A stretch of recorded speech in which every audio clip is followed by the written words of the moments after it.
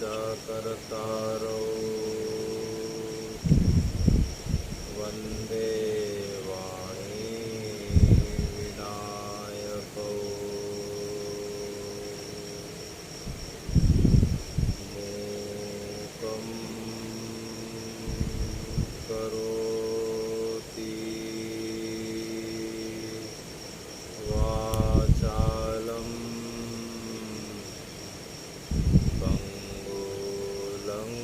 लङ्घ्यते गिरिं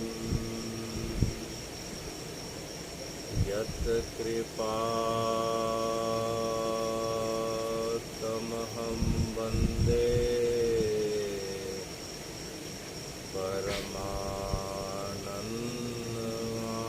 परमानन्दमाधवम्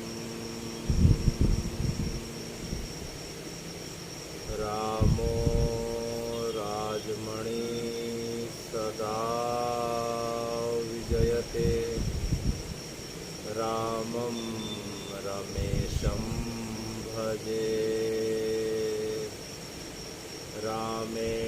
रामेणाभिहिता निशाचरचमो रामाय तस्मै नमः रामात् नास्ति परायणं परतरम् रामस्य दासोऽहम् रामे चित्तलया सदा भवतु हो मे राम उद्धारय राम रामेति रामेति रमे रामे मनोरमे सहस्रनाम तत्तुल्यं श्रीराम नामं वरानने अतुलित बलधामं हेमशैलाभदेहं दनुजवन कृशानां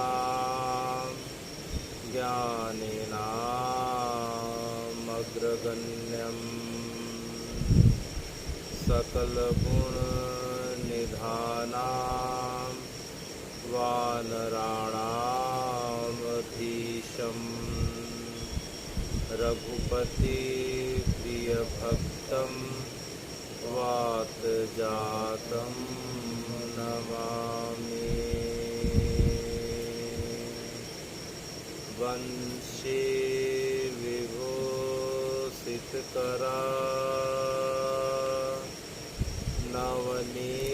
नवनीतडाबा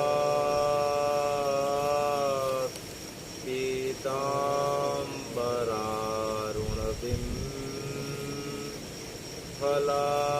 फलाधरोष्ठा पूर्णेन्दु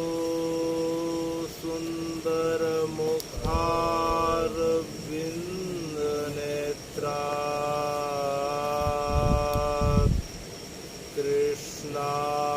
कृष्णापरं किमपि तत्त्वम् अहं न जाने कृष्णापरं किमपि तत्त्वम् अहं न जाने सदाशिव समारंभात् आदिशंकर मध्यमात् सदाशिव समारंभात् आदिशंकर मध्यमात् अस्मादाचार्य पर्यन्तां वन्दे गुरु परम्परां वन्दे गुरु परम्परां सीताराम समारम्भात् नाथयामुन्मध्यमाम्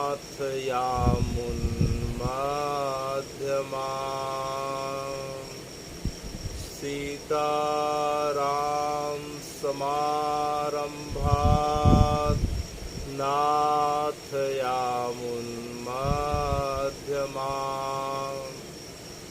अस्मदाचार्यपर्यन्तां वन्दे गुरु परम्परां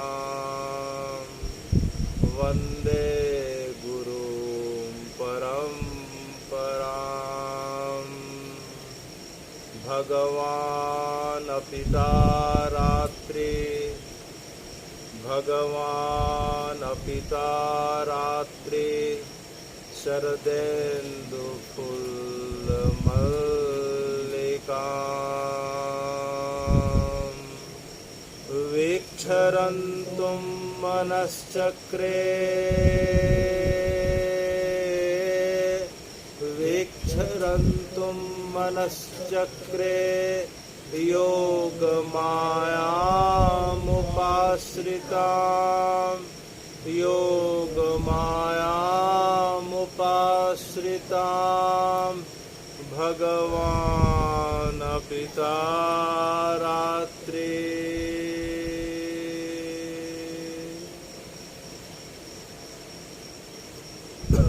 हे भगवान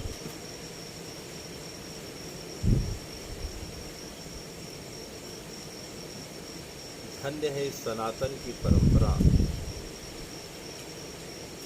जिसमें आपके द्वारा निर्मित एवं वर्गीकृत सनातन के इन 12 मासों में प्रत्येक मास में हे भगवान कभी आपके आवेश अवतार, कभी आपके पूर्णा अवतार, कभी आपके अंसा अवतार और कभी आपके भक्तों के रूप में अवतार अनंत काल से देखे जा रहे हैं। तो हे भगवान इसी कड़ी में यह जो मास है, जो पहला मास था सनातन का उसे चैत मास कहते हैं, उसमें आपके जो है राम के रूप का स्वरूप का आस्वादन हमने पिछले महीने की कथाओं में किया था। और इस मास को जो वैशाख के नाम से जाना जाता है, हे भगवान वैशाख शुक्ल की तृतीया को आपका जो अगला अवतार हुआ वह श्री परशुराम जी के रूप में, किसके रूप में? श्री परशुराम जी के रूप में। हमने पिछले शुक्रवार को तुमरा बहार की गौशाला में अति संक्षेप में आपके जो है परशुराम जी के अवतार के बारे में सुना था। इंदौर के पास महू नाम की जगह है, तो महू जनपद के अंतर्गत एक पहाड़ी क्षेत्र पड़ता है जिसे हम जाना पावा कहते हैं। वह पहाड़ी क्षेत्र अत्यंत ऊंचाई पर स्थित है। वह जाना पावा ही जो है हे भगवान परशुराम जी की जन्मस्थली के रूप में मान्यता प्राप्त है। आपके पिता जन्मदाग्नि और माता जी का नाम रेणुका था और आपके अपने पिता के प्रति अपूर्व भक्ति के कारण जो है आपको आपके पिता से अनन्य का आशीर्वाद मिला था। अत्यंत शक्तिमान और जो है भक्ति का आपके पिता के माध्यम से आपको आशीर्वाद मिला था। और उस क्षेत्र का जो राजा, उस क्षेत्र को प्राचीन काल में महिष्मती के नाम से जाना जाता था, जो वर्तमान में अब माहेश्वर हो गया है। हम जब इंदौर और उज्जैन के बीच जब जाते हैं, इंदौर से जब आगे जाते हैं तो ओंकारेश्वर नाम की जगह पे जाते हैं। तो ओंकारेश्वर से 70 किलोमीटर की दूरी पे जो जगह पड़ती है उसे वर्तमान में माहेश्वर और प्राचीन काल में महिष्मती के नाम से जाना जाता था।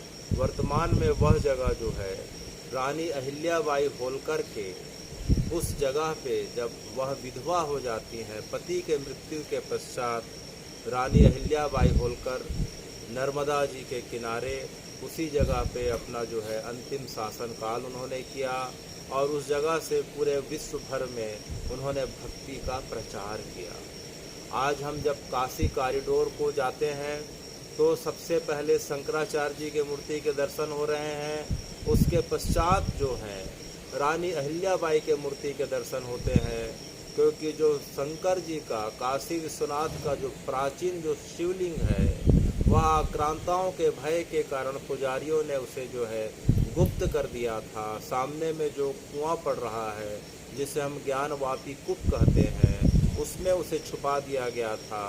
और वर्तमान का जो मंदिर है वह रानी अहिल्याबाई होलकर के द्वारा निर्मित है और मंदिर के अंदर जो शिवलिंग है वह अहिल्याबाई होलकर जब सामने गंगा जी में जब स्नान कर रही थी तो भगवान ज्योतिर्लिंग के रूप में उनके साड़ी के आंचल में इस प्रकार से आके उन्हें प्राप्त हुए थे और उसी शिवलिंग को उन्होंने स्थापित किया था जिसे हम आज जो है काशी विश्वनाथ के रूप में जानते हैं।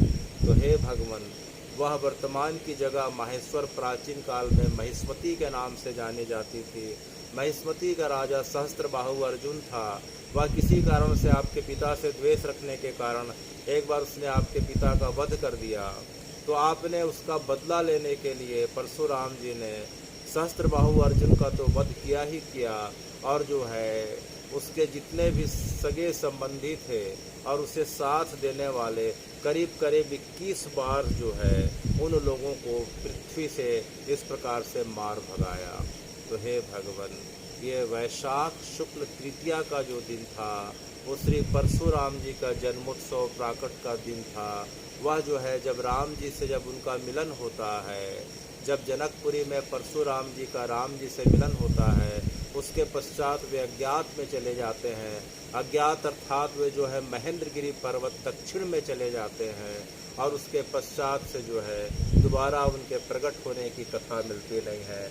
आप सब चिरंजीवों में से एक हैं, श्री परशुराम जी सब चिरंजीवों में से एक हैं। तो हे भगवान, यह वैशाख मास इतना पवित्र है कि वैशाख तृतीया के बाद जब वैशाख पंचमी आती है, अर्थात 2 दिन पूर्व परसों का जो दिन था, कल का जो दिन था, कल जो है पंचमी और षष्ठी दोनों लगी। कल 11:29 तक जो है षष्ठी थी, फिर उसके बाद जो है सप्तमी लग गई, आज भी सप्तमी थी। तो जो वैशाख शुक्ल पक्ष की जो पंचमी है उस दिन जो है भारत की सनातन की धरा में 3 भगवान के अवतारों का जो है प्रागट्य होता है वैशाख शुक्ल पंचमी को। इसमें है एक आदि गुरु शंकराचार्य। कौन है? आदि गुरु शंकराचार्य। दूसरे हैं शंकराचार्य जी, शंकर जी के महादेव के जो हैं अवतार कहे जाते हैं, करीब करीब आज से 2700 वर्ष पूर्व। उसके पश्चात जो है श्री भगवान के लक्ष्मण जी के जो अवतार हैं, लक्ष्मण जी के जो शेषनाग के जो अवतार कहे जाते हैं, जिनका नाम वर्तमान में जो है श्री रामानुजाचार्य के नाम से प्रसिद्ध है। श्री रामानुजाचार्य। रामानुज का अर्थ होता है रामस्य अनुजा सा, राम जी का छोटा भाई। वह कौन कहलाता है? रामानुज अर्थात लक्ष्मण। तो लक्ष्मण जी का जो दोबारा अवतार हुआ था आज से करीब करीब 1400 वर्ष पूर्व, तो हे भगवान वह रामानुजाचार्य कहलाते हैं और लक्ष्मण जी के रूप में वह आके जो है पूरे भारत में सनातन की प्रतिष्ठा को फिर से स्थापित करते हैं। उसके पश्चात हे भगवान जो आपकी कथा चल रही है उद्धव जी की ब्रज यात्रा, तो उद्धव जी को तो अभी हम सुनेंगे और देखेंगे। उद्धव जी जो है ज्ञान मार्ग के उस समय प्रवर्तक थे, क्योंकि बृहस्पति से उन्होंने शिक्षा ग्रहण करी थी, तो उनका पिछले जन्म का ज्ञान जो है पूरी तरीके से प्रेम और भक्ति में बदल नहीं पाया था। तो हे भगवान, भगवान ने उद्धव जी के ऊपर कृपा करी और कृपा करने के पश्चात आज से 550 वर्ष पूर्व उन्हें जो है श्री सूरदास जी के रूप में भेजा। किस रूप में भेजा? श्री सूरदास जी। तो सूरदास जी और कोई नहीं, ये पूर्व जन्म के श्री उद्धव जी हैं। तो हे भगवान, इन तीनों का जन्म इस पवित्र मास जिसे वैशाख मास कहते हैं, यह वैशाख मास का जो शुक्ल पक्ष चल रहा है, वह सप्तमी अर्थात जो है करीब करीब परसों के दिन जो है इन तीन महानुभावों का एक साथ अवतरण का दिन बताया जाता है। वह श्री आदि शंकराचार्य हैं, श्री रामानुजाचार्य हैं और श्री सूरदास महाराज जी हैं। तो हे भगवान, यह वैशाख मास इतना पवित्र मास है। तो जो आदि शंकराचार्य हैं, आदि शंकराचार्य जी की कथा के बगैर आज की कथा को सुन पाना और कह पाना अत्यंत मुश्किल इसलिए है क्योंकि आज से 2700 वर्ष पूर्व जो है भारत में सनातन का लगभग विलोप हो चुका था। सनातन को मानने वाले अत्यंत कम लोग बचे थे। दूसरे मतावलंबियों की संख्या अत्यंत बढ़ जाने के कारण सनातन धीरे धीरे जो है विलुप्त होने के कगार पे आ गई थी। तब ऐसे समय जब विज्ञान का अंधेरा पूरी तरीके से छाया हुआ था, तो हे भगवान, आपका एक अवतार जो है दक्षिण भारत के जो केरल राज्य है उसमें कलाड़ी नाम के गांव में श्री शंकराचार्य के रूप में हुआ। कौन सा गांव? कलाड़ी। उसी गांव में परसों भारत के यशस्वी प्रधानमंत्री उसी जगह पे, जिस जगह पे आपका जन्म हुआ था, वह जगह बहुत बड़े मंदिर और मठ के रूप में बदल चुका है। उसी आपके जन्म स्थान पे, जिस कक्ष में आपका जन्म हुआ था, तो भारत के प्रधानमंत्री ने उस जगह पे जाके दर्शन भी किया और पूजा का लाभ और जो है इस प्रकार से उठाया। तो हे भगवान, कलाड़ी नाम की जगह पे हुआ आपका जन्म। आपके पिता शंकर भट्ट थे, आपकी माता का नाम आर्यम्बा था। किसी कारण से बहुत ज़्यादा जो है भगवान से प्रार्थना करने के पश्चात उम्र के काफ़ी लेट पड़ाव में जो है आपका जन्म होता है। जन्म होने के 3 वर्ष के पश्चात आपके पिता की जो है, आपके पिता देह छोड़ के परलोक गमन कर लेते हैं। आप और आपकी माता साथ में रहते हैं और आपके अंदर बचपन से वैराग्य की भावना अत्यंत तीव्र रहती है और जो है बचपन से आपके मन में इच्छा होती है मैं कब संन्यास लेके भारत का भ्रमण करूं और लोगों से ज्ञान का अंधेरा मिटा के पुनः सनातन का इस प्रकार से स्थापना करूं। तो एक बार जो है आप गांव के बाहर जो है भिक्षाटन के लिए जाते हैं, अपने मित्रों के साथ बाहर जाके देखते हैं और भिक्षाटन के लिए जो है एक घर में रुकते हैं और भिक्षा के लिए कुछ मांगते हैं, खाने के लिए दे दो ऐसा करके। तो उस घर के पास, परिवार के पास कुछ था नहीं, तो उस घर की जो है वृद्ध माता ने एक आंवले का फल उन्हें दिया। तो यह देख के उन्हें समझ में आ गया कि जो है इनके घर में कुछ खाने को नहीं है। तो उन्होंने तत्काल जो है कनक धारा स्रोत के माध्यम से श्री लक्ष्मी जी को प्रसन्न किया और देखते देखते जिस टोकरी में इस माता ने एक आंवले का एक छोटा सा टुकड़ा दिया था, वह देखते देखते जो है सोने के इस प्रकार से, सोने के असरफियों से वह टोकरी भर जाती है। तो इस प्रकार से शंकराचार्य जी बचपन से 8 साल की उम्र से आपने जो है लगभग वेद उपनिषद शास्त्रों का अध्ययन कर चुके थे। आप सभी शास्त्रों में प्रवीण हो चुके थे और जो है एक बार आपके मन में बार इच्छा होती थी कि मैं संन्यास लेके केरल के बाहर पूरे भारतवर्ष में सनातन का प्रचार करूं, लेकिन आपकी माँ जो है आपको जो है आज्ञा नहीं दे पा रही थी क्योंकि माँ की वृद्धावस्था थी। माँ को रोज जो है उनके घर से कुछ किलोमीटर की दूरी पे एक नदी बहती थी जिसे हम पूर्णा नदी के नाम से जानते हैं। वह नदी आज भी जो है उस जगह पे है। तो उनकी माता रोज पूर्णा नदी में स्नान करके पूर्णा नदी का जल लाती थी और जल से जो है फिर घर का खाना बनता था। एक बार आपकी माता जी बीमार हो जाती हैं, दोपहर हो जाता है, घर का खाना नहीं बन पाता है। शंकराचार्य जी बालक हैं और पूछते हैं कि मुझे भूख लगी है। तो उनकी माँ कहती हैं कि जब तक मैं खुद स्नान करके नहीं आऊँगी, जब तक मैं तुलसी जी को इस प्रकार से तुलसी दल को ठाकुर जी को जब चढ़ाऊँगी नहीं, जब तक उन्हें भोग नहीं लगेगा तो बेटा भोजन कैसे बनेगा, और मैं बीमार हूँ, खाट में पड़ी हूँ। तो शंकराचार्य जी को माँ की स्थिति देखी नहीं गई।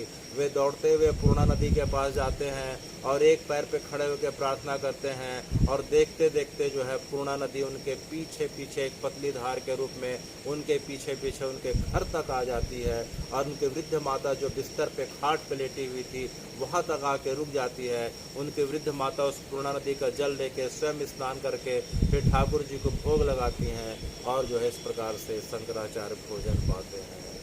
तो हे भगवान, वह नदी आज भी उनके घर के पास तक आज भी देखी जा सकती है। इसके पश्चात उनके मन में संन्यास की बड़ी इच्छा हुई, लेकिन उनकी माँ आज्ञा नहीं दे रही थी। तो एक बार वे नदी में स्नान कर रहे थे तो मगरमच्छ पकड़ लेता है। तो उनकी माँ ज़ोर ज़ोर से चिल्लाती है कि मेरे बेटे को कोई मगरमच्छ से बचाओ बचाओ, लेकिन कोई नहीं आता है। तभी शंकराचार्य जी अपनी माँ को बोलते हैं कि माँ, अगर तू मुझे संन्यास की आज्ञा देगी तो ये मगरमच्छ मुझे छोड़ देगा। तो उनकी माँ उन्हें आज्ञा दे देती है, मगरमच्छ से प्रार्थना करती है कि मेरे बच्चे को छोड़ दो, मैं उसे संन्यास की आज्ञा देती हूँ। तो देखते देखते मगरमच्छ छोड़ के चले जाता है। फिर माँ जब उन्हें संन्यास देती हैं तो उनसे एक वचन लेती हैं कि बेटा, मेरा जब शरीर छोड़ने का समय आएगा तो उस समय तू यहाँ रहना और अपने हाथ से मेरा संस्कार करना। इस प्रकार से शंकराचार्य जी 8 वर्ष की उम्र में कलाड़ी गांव को छोड़ के करीब करीब 2000 किलोमीटर की यात्रा तय करते करते इसी माहेश्वर जो है का दर्शन करते हुए आगे ओंकारेश्वर जाते हैं। ओंकारेश्वर में भगवान के ज्योतिर्लिंग का दर्शन के पश्चात जो है, ओंकारेश्वर अगर हम जाते हैं तो ओंकारेश्वर में ऊपर में भगवान का ज्योतिर्लिंग है, और थोड़ा हम नीचे सीढ़ी से उतरें तो एक गुफा पड़ती है, उसे श्री शंकराचार्य उनके गुरु की गुफा कहते हैं। उसी गुफा में उनके गुरु के दर्शन होते हैं, जिन्हें हम श्री गोविंद पाद कहते हैं। क्या कहते हैं? श्री गोविंद पाद। गोविंद पाद ने उन्हें जो है शिष्य के रूप में स्वीकार कर लिया।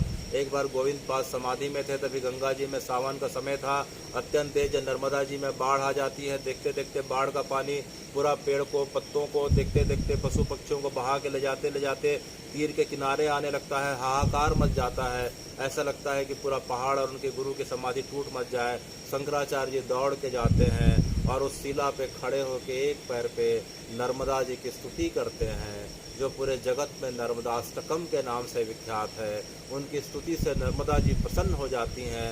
जो सैकड़ों फीट की जो धारा बह रही थी, देखते देखते एक पतली धारा के रूप में वह उनके कमंडल से नीचे जो है भूगर्भ अर्थात जमीन में समा जाती हैं। जब उनके गुरु को यह दृश्य पता चला तो उन्होंने उन्हें गले लगा के कहा, अरे शंकर, तू अब मेरा शिष्य नहीं, अब तू जगत गुरु बनने लायक है बेटा। अब तू यहाँ से चले जा और पूरे जगत में जो है सनातन का प्रचार कर। अब तू जो है मेरा शिष्य नहीं, जगत गुरु कहलाएगा। तो हे भगवान, इस प्रकार से शंकराचार्य आगे बढ़ते बढ़ते काशी आ जाते हैं। कहाँ जाते हैं? काशी आ जाते हैं। काशी में हम जिस प्राचीन मंदिर का दर्शन करते हैं, जो ज्ञानवापी मस्जिद के नाम से जानी जाती है, उस मंदिर का जो है पुनर्निर्माण जो है आप ही ने कराया था, श्री शंकराचार्य जी ने कराया था। और काशी की महिमा के बारे में जो हम जितना सुनते हैं, उसे जो है पुनः स्थापित जो है शंकराचार्य जी ने किया था। और काशी में जो है काशी विश्वनाथ जी का जो मंदिर है, मंदिर के नीचे जैसे ही सीढ़ी से उतरते हैं तो हे भगवान, एक अत्यंत प्रसिद्ध घाट दिखाई पड़ रही है। वह घाट श्री मणिकर्णिका घाट है। वह कौन सी घाट है? श्री मणिकर्णिका घाट है। वह घाट पूरे जगत में प्रसिद्ध घाट इसलिए है कि उसी घाट पे शंकर जी ने सती के एक अंग का जो है शवदाह की क्रिया करी थी, अर्थात अंत्येष्टि की क्रिया करी थी पहला। और दूसरा कि उसी जगह पे एक बार पार्वती जी के कानों की मणि अर्थात कानों का कंकड़ उस जगह पे गिर गया था। तो वह मणि अर्थात जो है, मणि अर्थात आभूषण, कड़िका माने कान, तो वह जगह जो है 2 कारणों से प्रसिद्ध है। और तब से लेके यह परंपरा चले आ रही है कि उस जगह पे किसी मृत व्यक्ति के अंतिम संस्कार की अगर क्रिया होती है तो शंकर जी के शिवदूत उसके कान में तारक मंत्र अर्थात राम राम फूंक देते हैं और व्यक्ति का कान टेढ़ा हो जाता है और वह व्यक्ति शिवलोक को गमन कर जाता है। तो कभी भी अगर काशी अगर जाने का सौभाग्य मिलता है तो मणिकर्णिका घाट में जाके देखें कि मृतक व्यक्ति के शव को गंगा जी में इस प्रकार से जो है स्नान करा के बगल में मणिकर्णिका घाट है। और मणिकर्णिका घाट में 24 घंटे जो है शवदाह की प्रक्रिया होती है। पूरे धरती में एकमात्र ऐसी जगह है जहाँ 24 घंटे जो है शवदाह की प्रक्रिया हो रही है। और बड़े खुशी के साथ जो है शव का दाह किया जाता है, क्योंकि ऐसा माना जाता है कि मणिकर्णिका घाट में जिसका शव दाह होता है वह साक्षात जो है शिवलोक को जाता है। तो मणिकर्णिका घाट में शंकराचार्य जी को शंकर जी जो हैं डोम अर्थात जो है जो शव जलाने का जो कार्य करता है वहाँ डोम कहते हैं। उसे क्या कहते हैं? डोम। काशी का राजा डोम है। पूरे काशी क्षेत्र का राजा कौन है? डोम। डोम माने जो शव जलाने का कार्य करता है। और डोम की परंपरा आज से नहीं, सतयुग के समय से है। और आज भी उनके परिवार के लोग रहते हैं। और भारत के प्रधानमंत्री जी का 2 बार जब नामांकन होता है तो 5 लोग प्रस्ताव पारित करते हैं नामांकन के लिए। तो पहला प्रस्ताव वहाँ का राजा अर्थात डोम के द्वारा पारित किया जाता है निर्वाचन अधिकारी के रूप में। कभी 2 साल पहले जो पुराना जो डोम थे, अभी उन्होंने शरीर छोड़ा है, अब उनके पुत्र वहाँ के राजा अर्थात डोम बने हैं। तो काशी के राजा डोम है और काशी के कोतवाल जो है काल भैरव है। कौन है? काल भैरव। काशी में सिटी कोतवाली में अगर कभी जाके देखना हो तो सिटी कोतवाली में हम जाके देख सकते हैं कि सिटी कोतवाली में 2 कुर्सियां रखी हुई दिखाई पड़ रही हैं। जो बड़ी कुर्सी रखी है वह जो है काशी विश्वनाथ की तरफ मुंह करे हुए है, और उसमें जो है बड़ी मूर्ति जो रखी हुई है वह काल भैरव की रखी हुई है। और उसके बगल में छोटी जो कुर्सी है उसमें वहाँ का जो थानेदार बैठता है, तो वहाँ के मुख्य थानेदार अर्थात कोतवाल जो है काल भैरव है। तो शंकर जी ने इसकी महिमा को पुनः प्रतिष्ठापित किया कि काशी के राजा विश्वनाथ, काशी के जो हैं, काशी की स्थापना शंकर जी के द्वारा की गई, प्रयागराज की स्थापना विष्णु जी के द्वारा की गई, काशी का राजा डोम है और काशी का कोतवाल काल भैरव है। तो शंकराचार्य जी को काशी में जो है भगवान ने डोम के रूप में उपदेश दिया, और जो है पार्वती जी ने जो है एक विधवा औरत के रूप में उन्हें उपदेश दिया और उन्हें कहा कि अब आप जो है बद्री का आश्रम जाइए। कहाँ जाइए? बद्री का आश्रम जाइए। तो इस प्रकार से शंकराचार्य जी चलते चलते बद्री का आश्रम जाते हैं। बद्री का आश्रम में उस समय बद्रीनाथ जी तो थे नहीं, उनका मूल विग्रह जो है सामने में जो तप्त कुंड पड़ रहा है, बद्री का आश्रम के सामने में जो गर्म कुंड है पानी का, उस जगह पे जो है विधर्मियों के कारण, अनेक दूसरे मतालंबियों के प्रभाव बढ़ने के कारण जो उद्धव जी के द्वारा स्थापित जो श्री विग्रह करीब करीब 2.5 फीट का है, वह भगवान के समय का श्री विग्रह उस तप्त कुंड में डाल दिया गया था। तो शंकराचार्य जी का मन बड़ा खिन्न हो गया। वे बद्रीनाथ जी से 3 किलोमीटर ऊपर माणा नाम की जगह पे, जहाँ सरस्वती नदी का उद्गम स्थान है, वहाँ बैठ के तप कर रहे थे, साधना कर रहे थे। तभी उनके हृदय में जो है भगवान बद्रीनाथ आते हैं और बोलते हैं, अरे शंकर, तू अपने जो है आनंद के लिए जो है साधना कर रहा है, और देख मैं इतने वर्षों से उस तप्त कुंड में जल रहा हूँ। यह सुनते ही शंकराचार्य रोने लग जाते हैं और दौड़ते दौड़ते तप्त कुंड चले जाते हैं। तप्त कुंड का पानी 56 से 60 डिग्री गर्म रहता है। लोगों ने देखा कि दौड़ते दौड़ते शंकराचार्य तप्त कुंड में कूद जाते हैं। हाहाकार मच गया कि अब तो केवल हड्डी बचेगी, वो भी हड्डी गल जाएगी, शंकराचार्य बचेंगे नहीं। लेकिन यह क्या, देखते देखते शंकराचार्य जी उद्धव जी के द्वारा स्थापित बद्री विशाल के श्री विग्रह को अपने दोनों हाथ से हृदय से लगाते हुए बाहर निकलते हैं और लोगों के भीड़ के साथ भगवान बद्री विशाल के गर्भगृह में जाके पुनर्स्थापित करते हैं। तो बद्री विशाल जो हम वर्तमान में मंदिर और श्री विग्रह देख रहे हैं, वह श्री जो है शंकराचार्य जी के द्वारा पुनर्स्थापित किया गया है। इसके पश्चात जो है जो केदारनाथ का मंदिर का जो वर्तमान स्वरूप है, वह भी उनके द्वारा स्थापित किया गया है। और जो है इसके पश्चात श्री शंकराचार्य 3 बार पूरे भारत की इस प्रकार से खाली पैर परिक्रमा करते हैं। परिक्रमा करते करते एक बार कश्मीर पहुंच जाते हैं। कश्मीर में जो है सरस्वती जी का प्राकट स्थान और एकमात्र मंदिर बताया गया, और दूसरा मंदिर धार, मध्य प्रदेश में धार है, वहाँ राजा भोज ने सरस्वती जी का मंदिर बनाया था।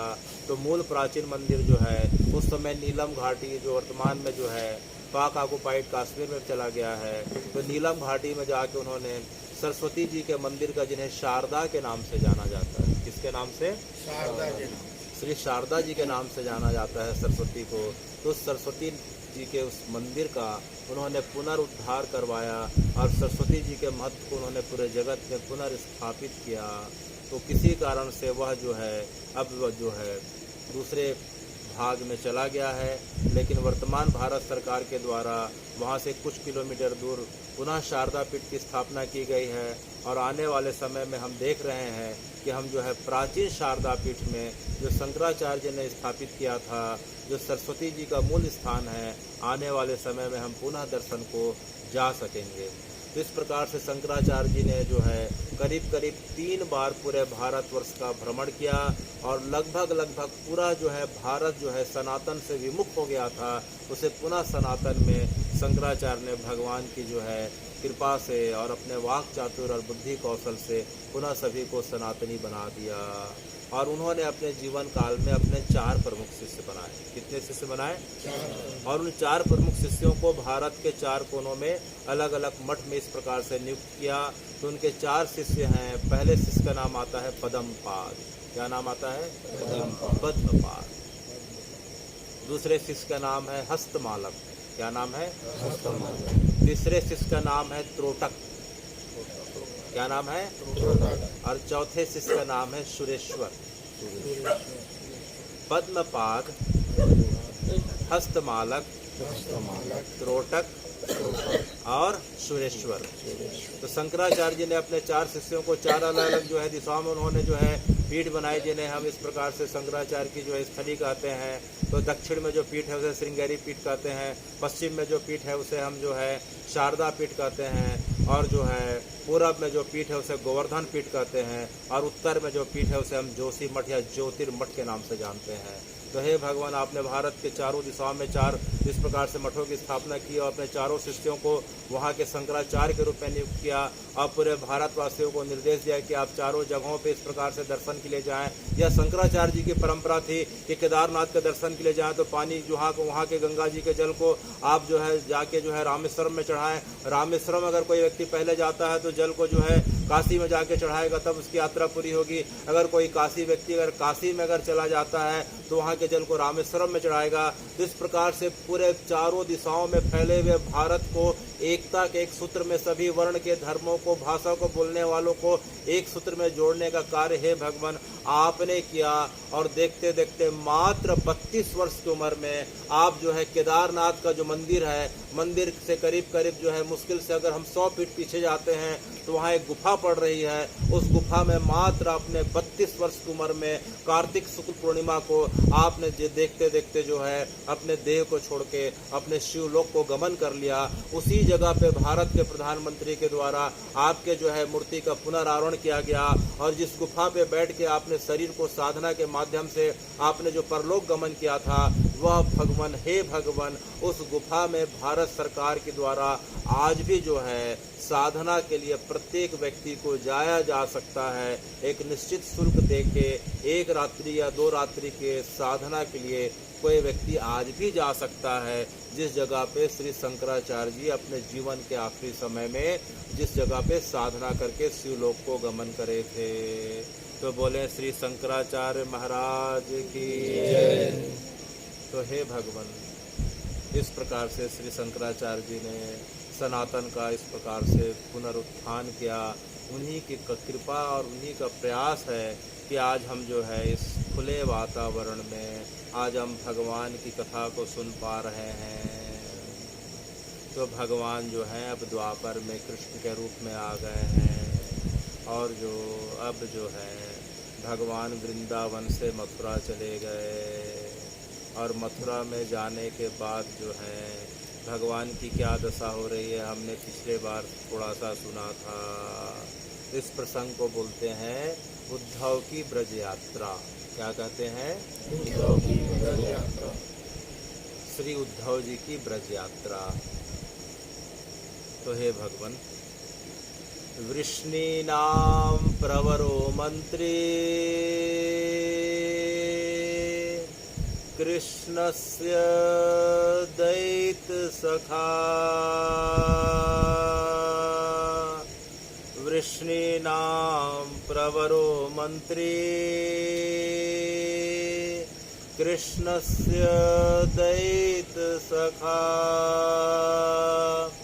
शिष्यो साक्षात् बृहस्पति उद्धव बुद्धि उत्तमा। शिष्यो साक्षात् बृहस्पति उद्धव बुद्धि उत्तमा। अब भगवान मथुरा पहुंच गए हैं, कंस का उद्धार कर दिया और जो अपने पिता वसुदेव और अपनी माता देवकी के साथ इस प्रकार से अब मथुरा आ गए हैं। मथुरा के राजा अब सूरसेन बन जाते हैं और मथुरा का कार्य आराम से चल रहा है। सब बड़े आराम और आनंद से हैं और भगवान के साथ 24 घंटा अब उनके प्रिय सखा उद्धव जी रहते हैं। कौन रहते हैं? श्री उद्धव जी। उद्धव जी कौन है? उद्धव जी जो हैं भगवान के जो हैं चाचा के लड़के हैं। वासुदेव के, भगवान के पिता वसुदेव जी और वसुदेव के छोटे भाई हैं देवभाग। क्या नाम है? देवभाग। देवभाग के पुत्र हैं उद्धव। और लगभग उद्धव और भगवान में जो है कोई अंतर दिखाई नहीं पड़ता। भगवान का चाहे चेहरा हो, उद्धव जी का चेहरा लगभग एक ही है, चाल ढाल भी एक ही दिखाई पड़ रही है, उठने बैठने का तरीका भी लगभग एक ही है, वाक चातुर्य भी एक ही है। तो लगभग भगवान और उद्धव में कोई अंतर नहीं। और उद्धव तो एक कदम आगे निकल गए। उद्धव ने शिक्षा जो ग्रहण करी है वह बृहस्पति जी से करी है। किससे करी है? बृहस्पति जी। और बृहस्पति कौन है? बृहस्पति जी जो हैं देवताओं के गुरु हैं। किसके गुरु हैं?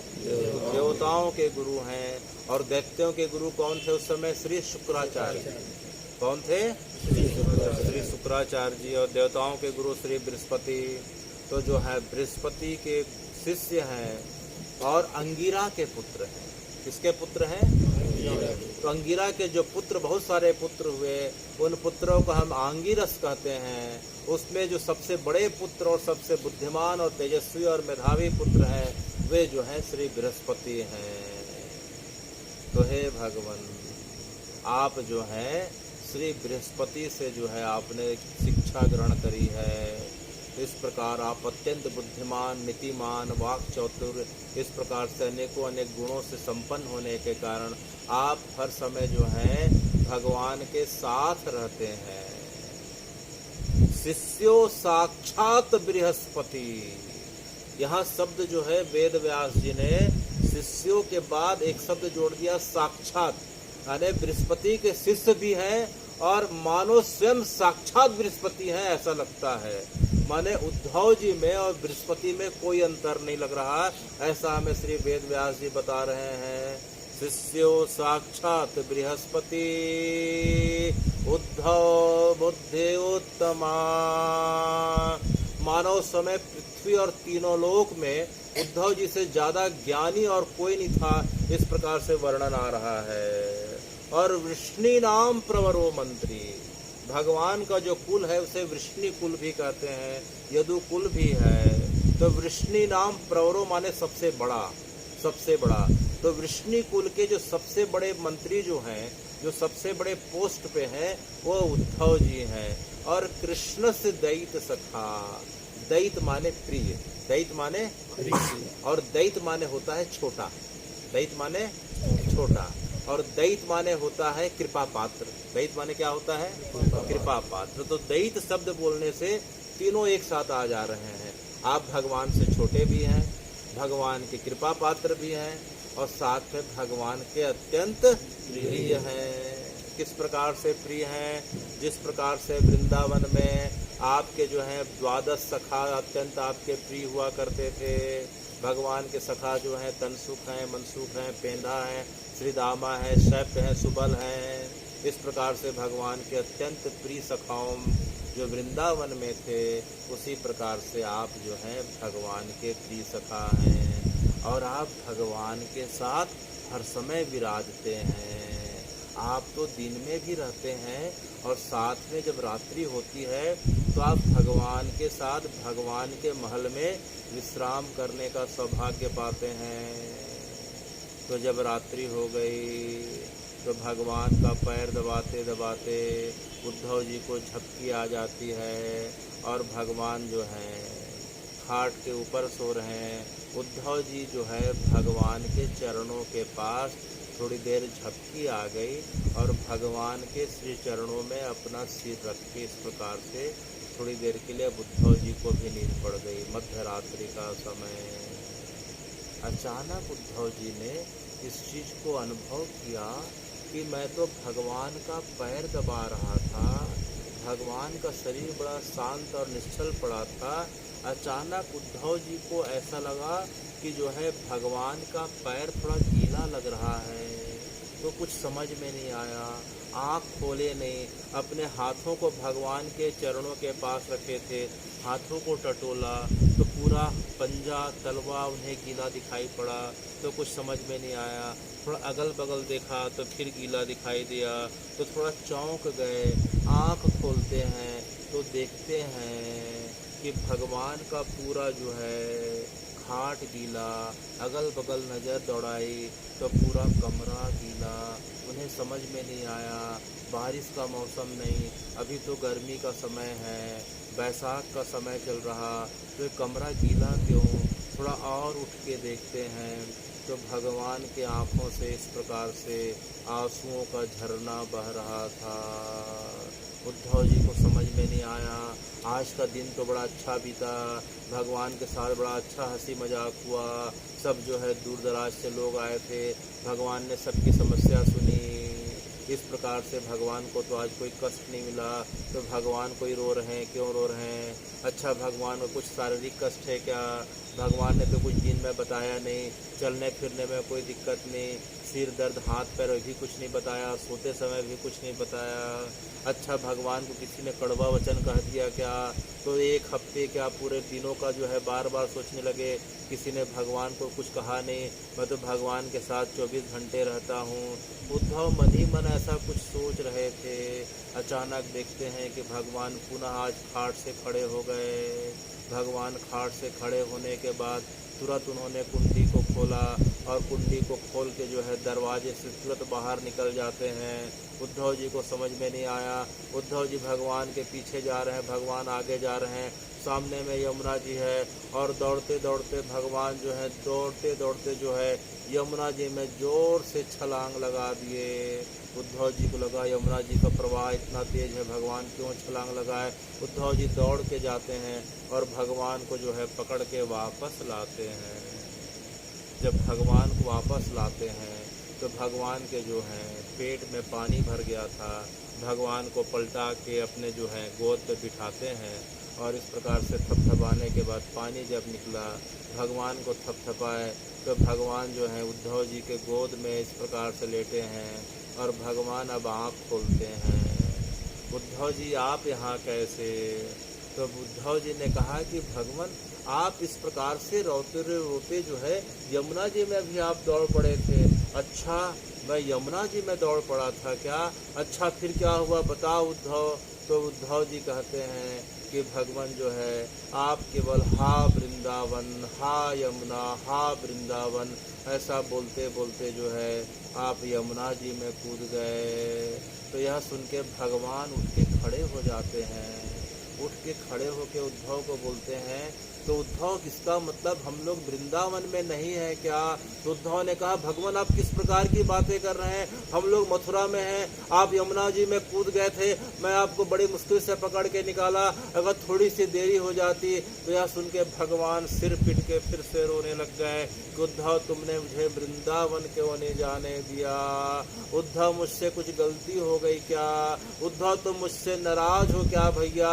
उद्धव जी भगवान के चरणों में गिर जाते हैं, भगवान आप किस प्रकार की बातें कर रहे हैं? तो भगवान ने जो है उद्धव जी का हाथ पकड़ के कहा कि उद्धव जी आप मेरी बात को नहीं समझ सकते, मैं वृंदावन को नहीं भूल सकता, यमुना जी को नहीं भूल सकता, लगता है यमुना जी भी मुझसे नाराज हो गई हैं। यह बोलते बोलते भगवान फिर यमुना जी की तरफ भागने लग गए। उद्धव जी फिर भागते हैं और भगवान के हाथ को पकड़ के पुनः उन्हें जो है पत्थर की एक शिला पे बैठा लेते हैं। यमुना जी की तरफ भगवान देख के बार बार बोल रहे हैं कि हे कालिंदी लगता है तू जो है अपनी पुरानी यादों को भूली नहीं। तो उद्धव जी ने पूछा आप कालिंदी अर्थात यमुना जी से क्या बात कर रहे हैं? तो भगवान रोते रोते उद्धव जी का हाथ पकड़ के बोले उद्धव जी जिस समय मेरा जन्म हुआ था, जिस समय भादो अष्टमी में मेरा जन्म हुआ था, मध्य रात्रि का समय था, तो मैं यमुना जी के पार मेरे पिता वासुदेव ले जा रहे थे, तो मैंने जो है ये नदी में बाढ़ आई हुई थी, तो मैंने अपने पैर को यमुना जी में रख दिया था,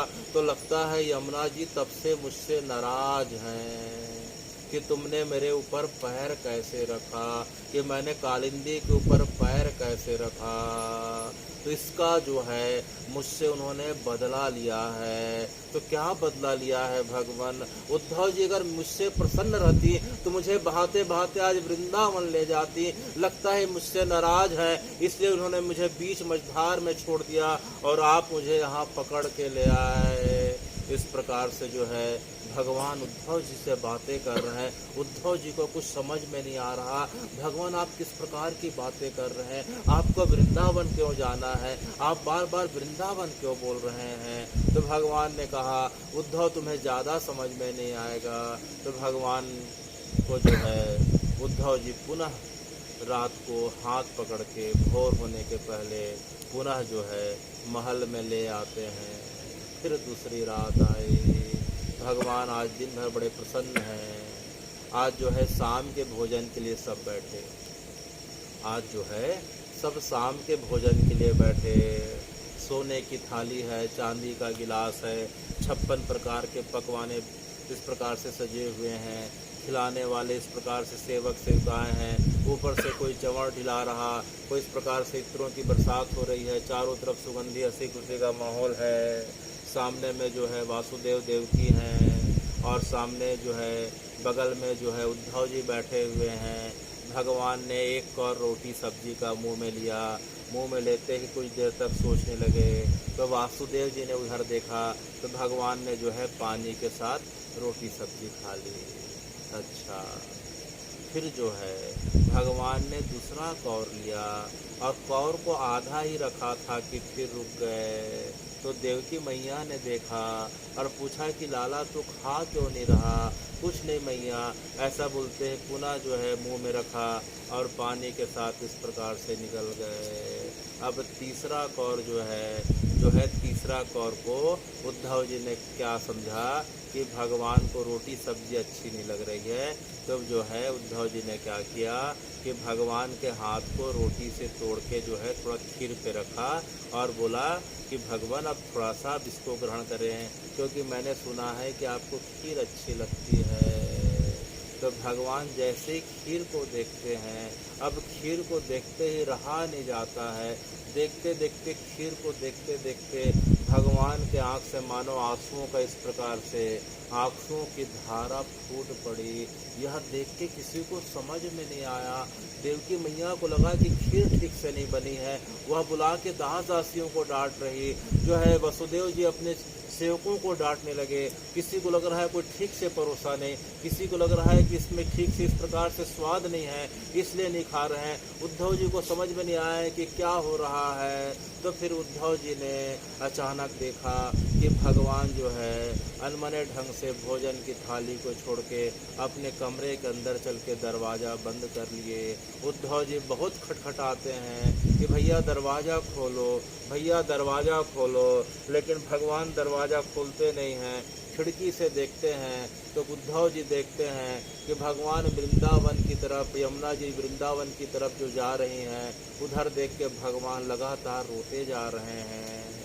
उद्धव जी ने दो सेवकों को बुलाया, दरवाजे को इस प्रकार से खोला, धक्का मार के दरवाज़ा खोला और भगवान के चरणों में बैठ गए कि भगवान आपने खीर क्यों नहीं खाई, आपने कुछ खाया क्यों नहीं। वहाँ तो देखो जो है सोने की थाली है, चांदी का मेज है, इतने सेवक है। तो हे भगवान, यहाँ हमसे कुछ गलती हो रही है क्या?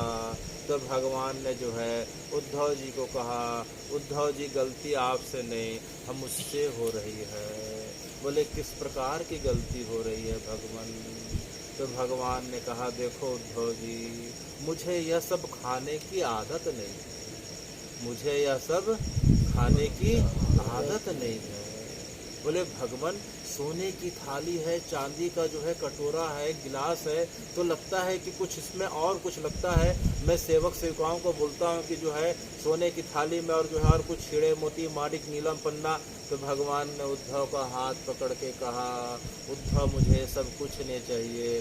तो भगवान ऐसा क्या किया जाए कि आप प्रसन्न हो जाएं और प्रसन्नता के साथ भोजन ग्रहण करें। तो भगवान ने उद्धव के हाथ को अपने हाथ में रख के कहा, भगवान कहते हैं कि उद्धव जी मुझे तो सिर्फ और सिर्फ माखन रोटी खाने की आदत है। क्या खाने की? तो अभी मंगा देते हैं। भगवान इसमें चिंता की क्या बात है। मथुरा में जो है पूरे नंदगांव की बरसाने की गोपियां जो है माखन दही दूध यहीं तो बेच के अपना जो है घर चलाती हैं। यहीं के पैसे से तो उनका घर बार चलता है। जितना आपको चाहिए दूध दही माखन आपके लिए पूरा का पूरा यहाँ लाइन लग जाएगी। तो भगवान ने फिर कहा कि उद्धव जी आप मेरे को माखन तो खिला दोगे, दूध दही खीर तो खिला दोगे, लेकिन मेरी आदत थोड़ा सी बिगड़ी हुई है। वह कैसे भगवान? बोले इसमें जो है मेरी आदत किस प्रकार से बिगड़ी है कि जब मैं गौचारण लीला करके जब घर आता था तो घर आने के बाद मेरी मैया जो है मुझे कई मटके पानी से नहलाया करती थी। नहलाने के बाद मुझे जो है एक हाथ में दही मक्खन एक हाथ में रोटी मक्खन लेके मेरे पीछे भागा करती थी।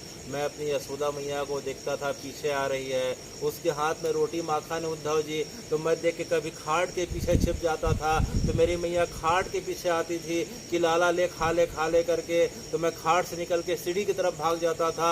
उधर आती थी तो कई बार जो है एक हाथ से पकड़ लेती थी, एक हाथ से गोला बना लेती थी और एक हाथ से मेरे मुंह में डालती थी।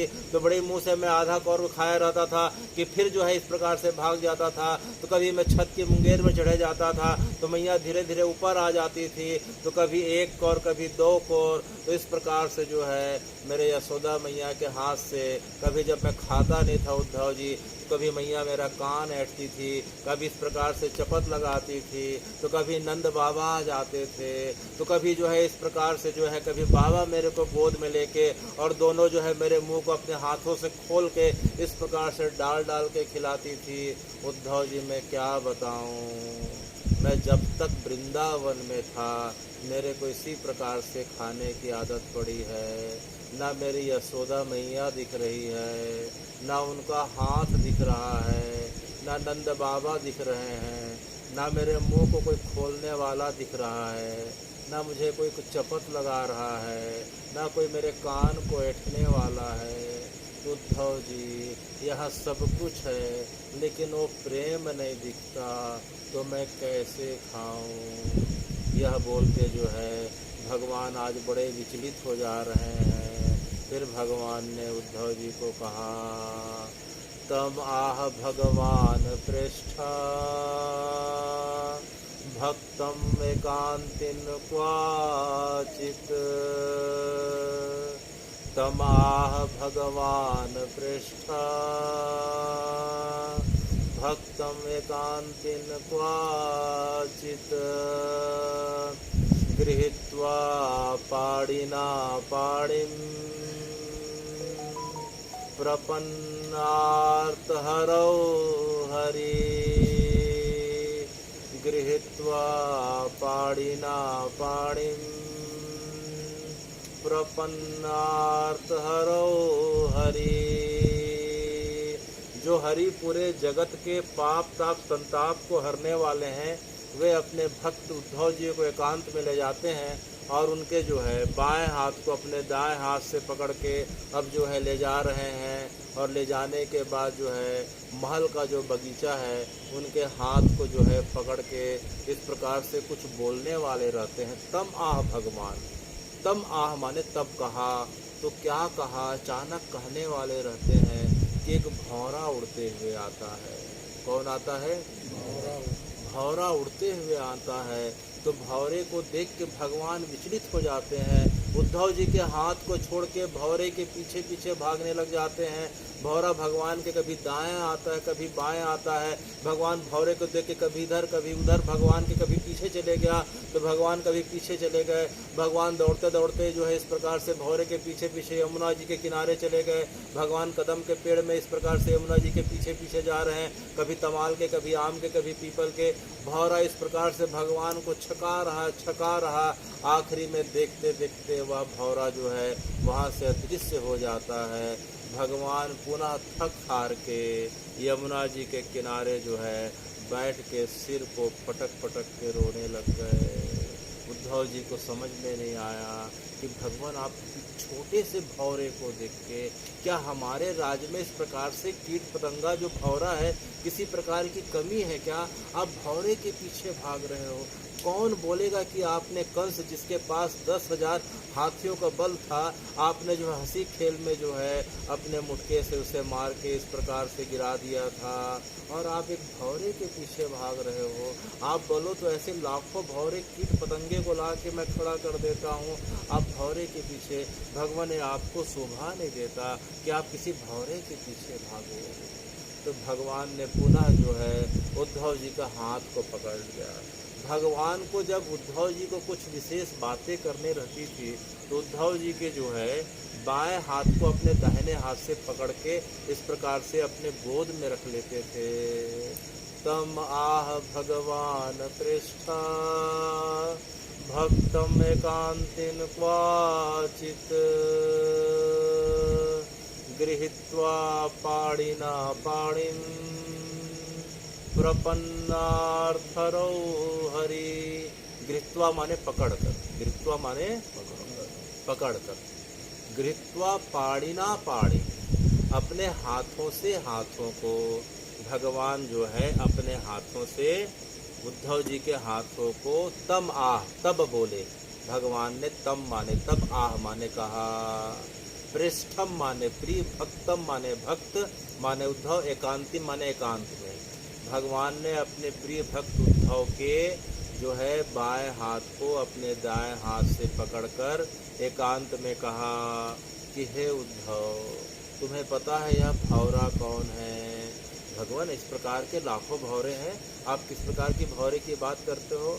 और देखो भाई, अभी तो आपने इस प्रकार से जो है मुझे बोला, लेकिन आपसे मैं जो है हाथ जोड़ के विनती करता हूँ कि बात किसी दोबारा के सामने जो है घटना मत करना कि कोई भौरा दिखे तो इस प्रकार से आप भागने लग जाओ और वो अचानक गायब हो जाए तो आप रोने लग जाओ। ये आपको शोभा नहीं देता है।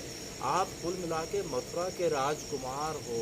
आपने कंस का, चारुण का, मुष्टिक का, कौलापीठ का, जरासंध को आपने ऐसा ऐसा, और मैंने सुना है कि आपने वृंदावन में कितने पूतना से लेके कितने का उद्धार किया। मैंने सुना है कि जो है आपने बाएं हाथ की उंगली से गिरिराज जी को जो है 1 हफ्ते तक धारण किया, और एक छोटे से कीट पतंगे भौरे के लिए। तो भगवान ने जो है उद्धव जी के हाथ को और जोर से पकड़ लिया, और जो है कस के पकड़ के भगवान भरे आंखों से बोलने लगे, उद्धव जी ये भौरा कौन है आपको पता भी है?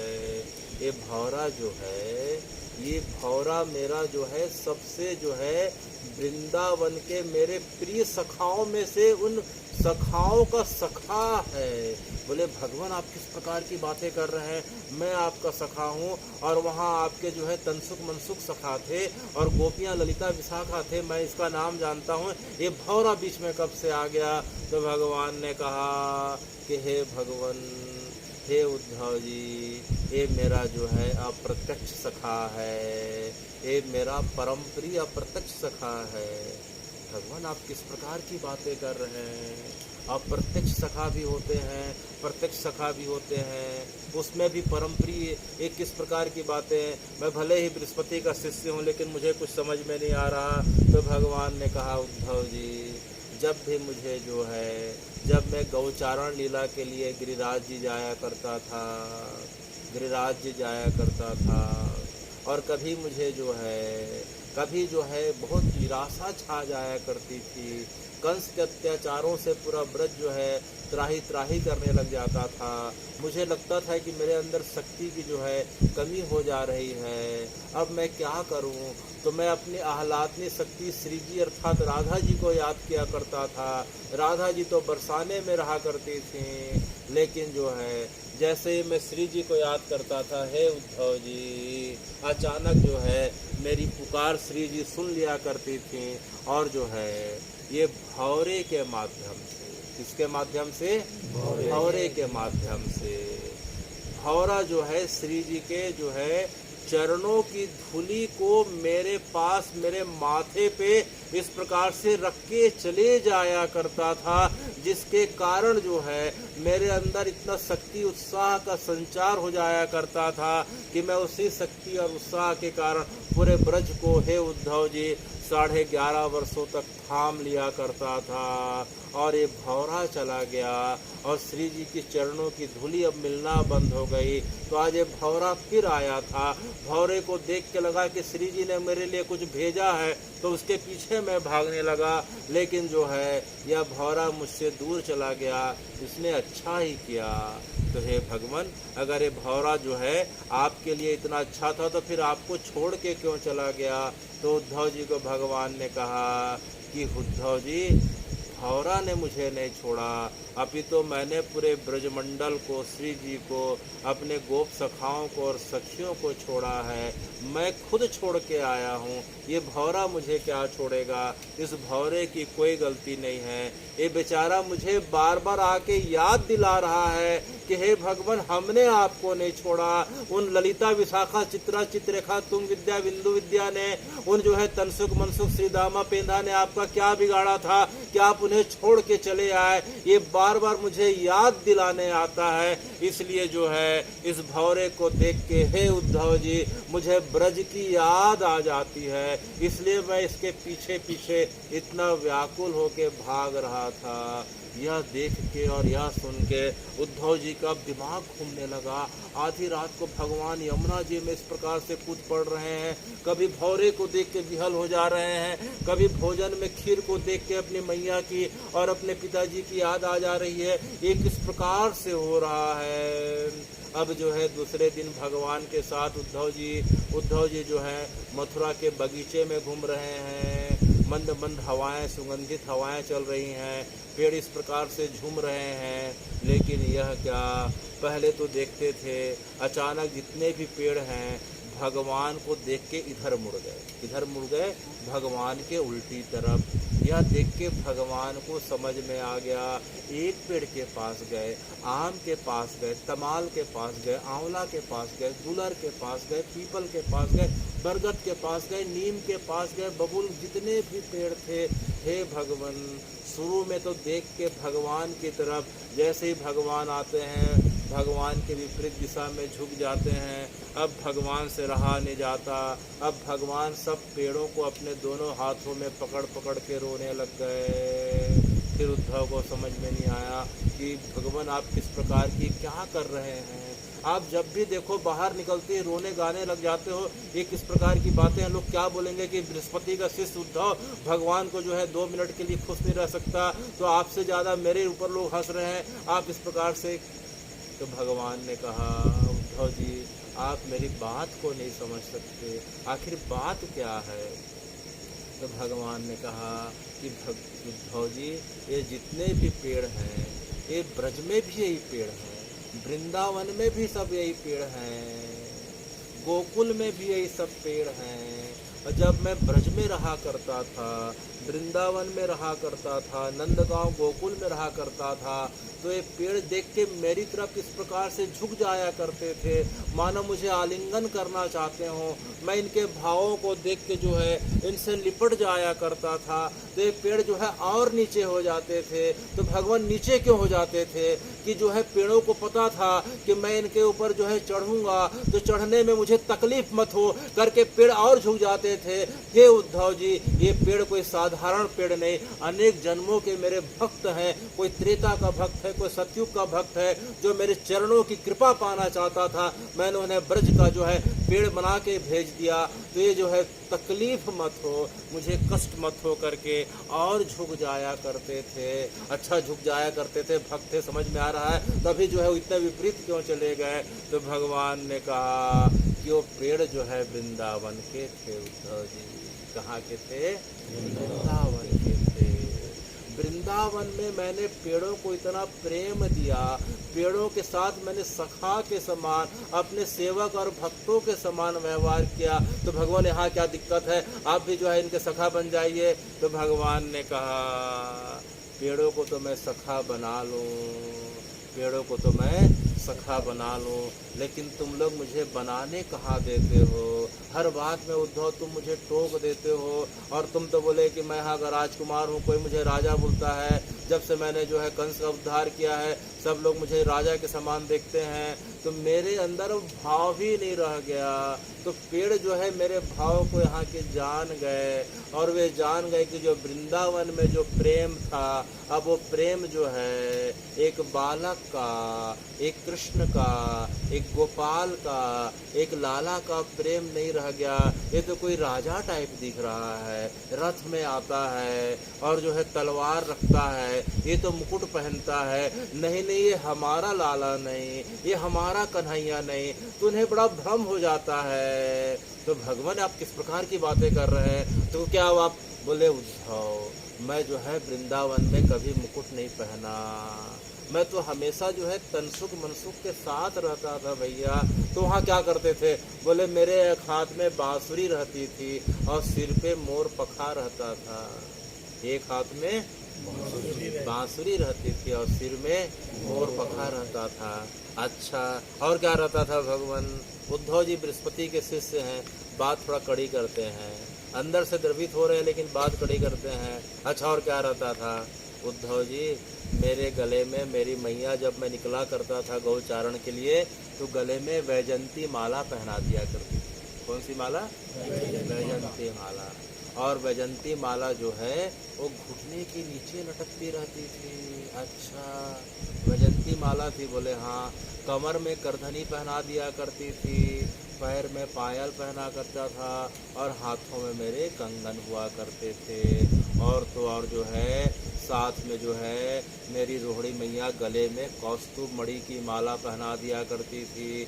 और जो है मेरे शरीर के जो है जितने अंग हैं, अष्ट अंग में, शरीर के 8 भागों में, चेहरे में, चिबुक में, कंधे में, उड़ में, और इस प्रकार से चरणों में 8 जगहों पे जो है इस प्रकार से चंदन का लेप लगा दिया करती थी, जिसे कस्तूरी चंदन कहते हैं। कौन सा चंदन? जिससे हमेशा कस्तूरी मृग की खुशबू आया करती थी। और तो यहाँ तो आप जो है मुझे मुकुट पहना दिए, तलवार दे दिए, तीर धनुष दे दिए, तो हे भगवान, इस प्रकार से उद्धव जी सुन सुन के जो हैं बड़े अब द्रवित हो जा रहे हैं। देखते देखते बहुत दिन हो गए, तो कभी पेड़ के नीचे जाके, कभी भौरे को देख के, आज चलते चलते थोड़ा दूर जाते हैं तो भगवान ने गौरैया चिड़िया को देख लिया। किसको देख लिया? गौरैया चिड़िया को देख लिया। देखते ही जोर जोर से चिल्लाने लग गए। गौरैया थोड़ा सा पास आना चाहती थी कि देखते देखते बाकी चिड़ियों का झुंड आ गया, साथ में वहाँ कोयल आ गया, तोता आ गया, इस प्रकार से कबूतर आ गए, बहुत सारे चिड़िया आ गए। वे जो है गौरैया को खींच के जो है बाहर अपने झुंड से इस प्रकार से बाहर ले गए। तो इस प्रकार से सब चिड़िया जो है भगवान से दूर जा रही है, भगवान उनके पीछे जा रहे हैं। देखते देखते भगवान जो है छत के मुंडेर पे चढ़ गए और दौड़ रहे हैं, सबको चिल्ला रहे हैं कि कागा आजा, सुख आजा, तोता आजा, गौरैया आजा। एक एक चिड़ियों का नाम लेके बुला रहे हैं। नाम लेते लेते अब छत की मुंगेर के पास इस प्रकार से गिरने वाले थे कि जो है इस प्रकार अब जो है उद्धव जी हाथ पकड़ के खींच लिए। भगवान कुछ समझ में नहीं आया कि आप इस प्रकार से चिड़िया को, तोता को, मैना को, कबूतर को, कोयल को, कौवा को देख के आप किस प्रकार से चिल्ला रहे हो, किस प्रकार से चिल्ला रहे हो। तो जो है अब उद्धव को देख के अब भगवान से नहीं रहा, तो जो है भगवान ने कहा, तम आह भगवान पृष्ठा भक्तम एकांतिन क्वाचित गृहीत्वा पाणिना पाणिम प्रपन्नार्थहरौ हरि। भगवान अपने मुकुट को जमीन में रख देते हैं। भगवान अपने मुकुट को जमीन में रख दिए। उद्धव जी देख रहे हैं और देखते देखते भगवान अपने बालों को पूरा खोल लेते हैं। खोलने के बाद फिर उद्धव जी का हाथ छुड़ाए और फिर छत की तरफ दौड़ने लग गए। कागा आजा, कबूतर आजा, तोता आजा, सबका नाम लेके चिल्ला रहे हैं। लेकिन सब चिड़िया दूर छत के आखिरी छत पे बस भगवान को टुकुर टुकुर देख रहे हैं, निहार रहे हैं, लेकिन भगवान के पास नहीं आ रहे हैं। भगवान ने उन्हें जो है उद्धव जी से दाना मंगा के बुलाने का प्रयास किया, कटोरे में पानी दे के बुलाने का प्रयास किया। भगवान अब घुटने के बल बैठ गए। घुटने के बल बैठ के सबको जो है आ करके बुला रहे हैं, लेकिन सब दूर से देख रहे हैं, कोई नहीं आ रहा। अब भगवान जो हैं अब जमीन पे अपने सिर को रख के रोने लग जाते हैं। उद्धव देखो तो यमुना जी भी मेरा साथ नहीं दे रही, कोई वृक्ष साथ नहीं दे रहे हैं, भौरा भी चला गया। अब देखते देखते सब जो है जितने पक्षी हैं सब मुझसे दूरी बना लिए। आखिर उद्धव अब मेरे जीने का आसरा क्या रह गया। तो उद्धव जी को समझ में नहीं आया, भगवान ये जो है ये कबूतर तोता मैना इस प्रकार की आप बातें करते हो, आप मथुरा के राजा हो, देखो दूसरे छत से बाकी लोग भी देख रहे हैं, इस प्रकार से आपका रोना गाना अच्छा नहीं लगता। आखिरी में बताओ कि आप चिड़िया को देख के आप रोए क्यों। तो जो है भगवान ने कहा अच्छा सबसे पहले बताओ कि आप इनको देख के अपना सिर का बाल जटा क्यों खोल लिए। आप कितना बढ़िया राजकुमार के समान मेरे साथ थे, आप पूरा बाल को खोल लिए, कोई अच्छा लगता है क्या। देखो दूर छत से लोग देख रहे हैं आपको। तो भगवान ने कहा कि हे उद्धव जी, इन जो है कागा को देख के, कबूतर को देख के, तोता को देख के मुझे ब्रजमंडल की याद आ रही है। फिर ब्रजमंडल आप किस प्रकार के, वहाँ क्या याद आ रही है। तो भगवान ने कहा उद्धव, मेरी मैया जब मैं घर के बाहर निकलता था तो मेरे बाल बड़े घुंघरालू थे, मेरे बाल बड़े घुंघरालू थे। तो घुंघरालू बाल में कोई भी चीज़ें फंस जाती हैं, और मेरी मैया जो है बाल का इस प्रकार से जूड़ा बना के मुझे इस प्रकार से गौचारण लीला के लिए भेजा करती थी। तो ये जो तुम्हें जो गौरैया चिड़िया जितने भी दिखाई दे रहे हैं, तो ये कोई साधारण चिड़िया तोता मैना नहीं, ये भी पिछले जन्म के मेरे अनन्य भक्त हैं। कोई साधु संत है, कोई मनुष्य है, कोई तपस्वी योगी है, इन्होंने मुझसे जो है मांगा तो एक ही चीज़ मांगा। तो हे भगवान क्या मांगा, इन्होंने मुझसे जो है मेरा अंग संग मांगा था। क्या मांगा था? अंग संग। हे भगवान, अंग संग का मतलब क्या होता है। वे बोले थे कि भगवान मुझे जो है, हमें आपका नाम से आपकी लीला से कोई मतलब नहीं, हम तो बस आपसे चिपक के रहना चाहते हैं। तो मैंने बोला जाओ वृंदावन के कागा कौआ बन जाओ, चिड़िया बन जाओ, कबूतर तोता मैना बन जाओ। और इन्हीं के कारण मैं अपने बालों को कटवाता नहीं था, और इस प्रकार से मेरे बाल रूपी घोंसले में आके सवेरे से शाम तक बैठ जाया करते थे। और जब से मैंने वृंदावन छोड़ा है और मेरे बाल अब बदल गए उद्धव, अब मेरे सिर में तुमने अब मुकुट पहना दिया। क्या पहना दिया? मुकुट पहना दिया। तब इन्हें अब लग रहा है कि हमारा लाला है कि राजकुमार है, अब इसके तो न घुंघरालू बाल, अब न इसके पास जा सकते। कोई मेरे सिर के ऊपर बैठता था, कोई कंधे के ऊपर बैठता था, कभी मैं गौचारण लीला करते करते सुस्ताया हुआ सो जाया करता था गिरिराज जी के शिला में। तो कोई मेरे वक्ष स्थल पे बैठ जाया करते थे, कोई मेरे नाभि पे बैठ जाया करते थे, कोई मेरे चरणों में इस प्रकार से। तो हे भगवान, तो तुमने उद्धव मेरे सिर में मुकुट पहना दिया, बाजूबंद पहना दिया, यहाँ ये पहना दिया, वहाँ ये पहना दिया। ये आते तो हैं लेकिन इन्हें जो है अब बड़ी शंका हो जाती है कि मैं वाकई इनका कन्हैया हूँ, इनका लाला हूँ कि कोई दूसरा हूँ। तो हे उद्धव, अब मुझसे रहा नहीं जाता, या तो मैं जो है शरीर छोड़ दूंगा या मुझे वृंदावन ले चलो। यह देख के उद्धव जी थोड़ा सा चकित हो गए। बोले अगर मन ही मन सोचे, उद्धव जी बड़े बुद्धिमान हैं, उद्धव जी सोचे कि अगर भगवान जो हैं अगर वृंदावन चले गए तो दो घटना होगी, या तो भगवान नहीं आएंगे या तो उनके भक्त नहीं आने देंगे पहला, या तो भगवान उनके विरह में वहीं शरीर छोड़ देंगे या उनके भक्त शरीर छोड़ देंगे। एक बार तो अक्रूर जी बड़े मुश्किल से लेके आ गए, तो जो है उद्धव जी ने दिमाग लगा लिया। तो उद्धव जी कुछ सोचने लग गए, क्योंकि तेज हैं, मंत्री हैं। तो भगवान समझ गए कि उद्धव जी मुझे भेजना नहीं चाहते हैं, उद्धव जी मुझे वृंदावन भेजना नहीं चाहते। तब भगवान ने अब उद्धव जी का हाथ पकड़ के पुनः कहा गच्छुद्धव ब्रजम सौम्यम पितृणामाहवा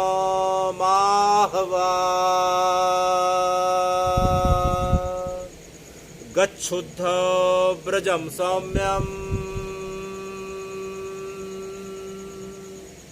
पितृणामाहवा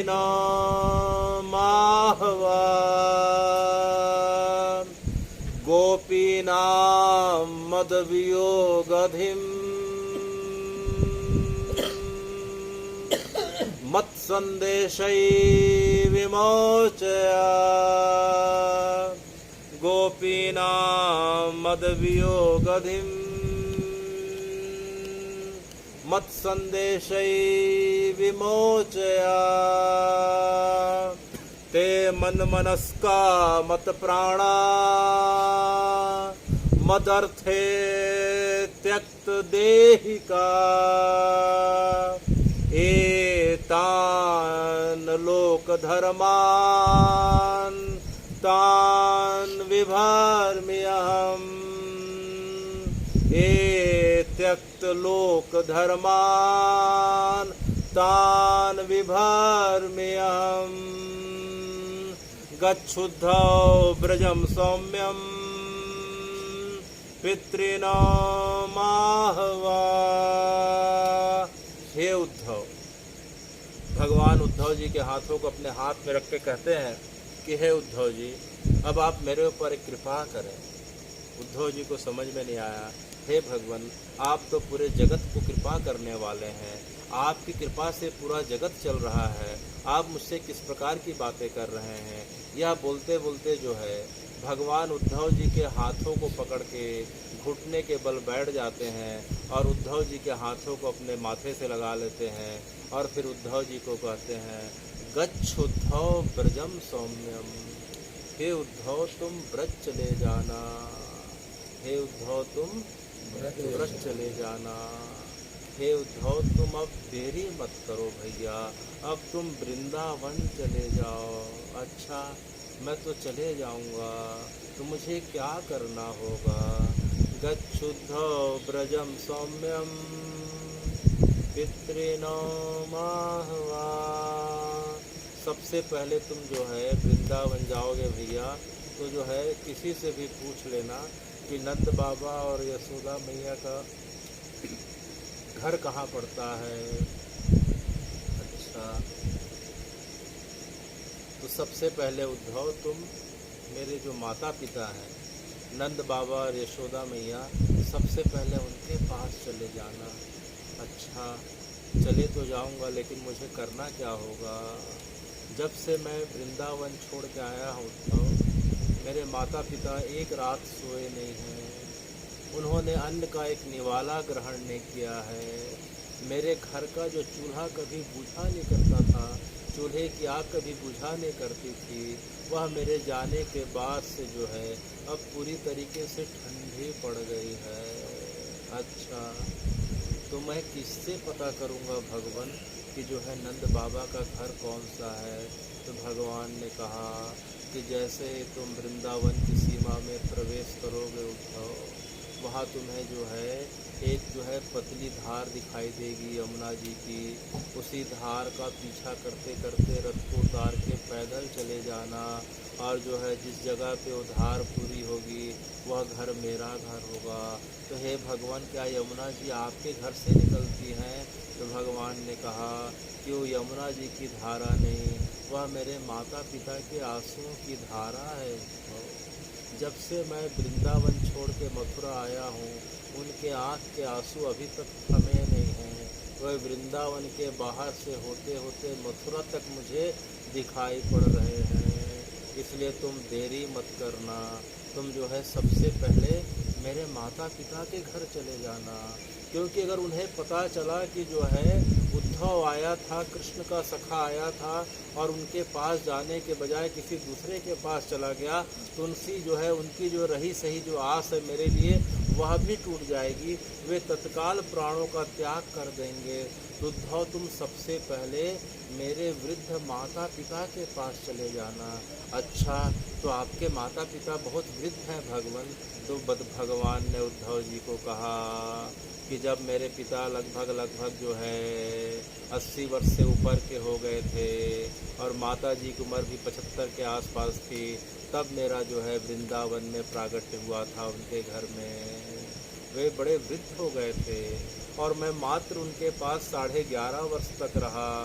तो प्रत्येक पुत्र का दायित्व होना चाहिए कि माता पिता को वृद्धावस्था में सेवा का सुख दे, आनंद प्रदान करे।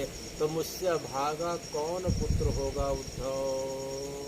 कि जिस समय मेरे माता पिता की मुझे ज़रूरत थी, मैं ही उन्हें त्याग करके अब नकली राजकुमार बन के सब इस प्रकार से यह बोल बोल के भगवान रोने लग जाते हैं। तो इस प्रकार भगवान ने कहा, गच्छुद्धौ ब्रजम सौम्यम पितृनो माहवा गोपीनां मदवियोगधिं मत्संदेशै विमोचया। देखो, सबसे पहले मेरे माता पिता के पास जाना और उन्हें बहुत अच्छे से समझाना उद्धव कि जो है आपका लाला बड़ा सुख से है, बड़ा आनंद, बड़े मज़े कर रहा है और मथुरा का जो है वो राजकुमार है। चारों तरफ आपके नाम की कीर्ति और आपके लड़के की कीर्ति छाई हुई है। उसे खाने पीने का कोई कष्ट नहीं है। वो बताना है कि हाँ, एक बार में 20-20 रोटी खाता है, पूरा भर भर के मक्खन खाता है और खीर तो एक साथ कई कटोरे खा जाता है। क्योंकि जाओगे तो सबसे पहले मेरी यशोदा मैया सबसे पहले मेरे खाने के बारे में पूछने वाली है। अच्छा, सबसे पहले खाने के बारे में पूछेगी? अच्छा हुआ आप बता दिए। यही बताना है कि मैं वृंदावन में जितना खाता था उससे अब डबल खाता हूँ, क्योंकि मेरी मैया को पता है मैं कितना खाता था। तो बताना है कि मैं 20 रोटी खा लेता हूँ। मक्खन तो इतना मक्खन कि एक बार में ऐसा लगता है उद्धव, ऐसा बताना है कि एक बार में जब कन्हैया खाता है तो पूरा जो है मथुरा का मक्खन कम पड़ जाता है। ऐसा बताओगे तो मेरी मैया को थोड़ा सा ठीक लगेगा। अच्छा भगवान, आपके चलते आप जो बोलेंगे मैं बोल दूंगा। और बिल्कुल ये नहीं बोलना कि मुझे जो है वहाँ की बहुत याद आती है। जैसे ही बोलोगे मुझे याद आती है तो वे अपने प्राणों को संभाल नहीं पाएंगे उद्धव। अच्छा, इसके बाद और क्या करना होगा? क्योंकि भगवान अपने माता पिता को जितना याद कर रहे थे तो उद्धव देख रहे थे कि भगवान की धड़कन जो है धीरे धीरे बहुत तेज होते जा रही थी। क्योंकि एक हाथ तो भगवान का उद्धव जो है इस प्रकार से दोनों हाथ को पकड़ के रखे थे। तो भगवान ने फिर कहा कि गोपी नाम मद वियोगधिम, जो मेरे वियोग के कारण, मेरे वृंदावन छोड़ने के कारण मेरे जितने गोप और गोपी हैं, यहाँ गोपियों का अर्थ जो है सभी के लिए आ रहा है। गोपी नाम मद वियोग अधिम मत संदेशै विमोचया। वे वृंदावन के ब्रज के जो गोपी गण हैं, जो मेरे वृंदावन छोड़ने के कारण वियोग में अधीर होके जिस प्रकार से अग्नि हमेशा जल जल के खुद राख होते रहती है, उसी प्रकार से अपने शरीर को जो है विरह अग्नि में जला रहे हैं। उन गोपियों के पास जाके मत संदेशै विमोचया, मेरे जो आके जो है संदेश को मैं जो मैं तुम्हें एक पत्र दे रहा हूँ।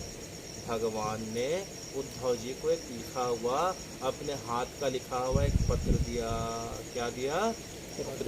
एक पत्र दिया और बोला कि इस पत्र को जाके पढ़ के सुना देना। विमोचया माने विमोचन करना, कि उन गोपियों के सामने खोलना और पढ़ के सुना देना। तो उद्धव जी को बड़ा आश्चर्य हुआ कि भगवान, मुझे समझ में नहीं आ रहा है कि पत्र को मुझे देना है कि खोल के पढ़ के सुनाना है।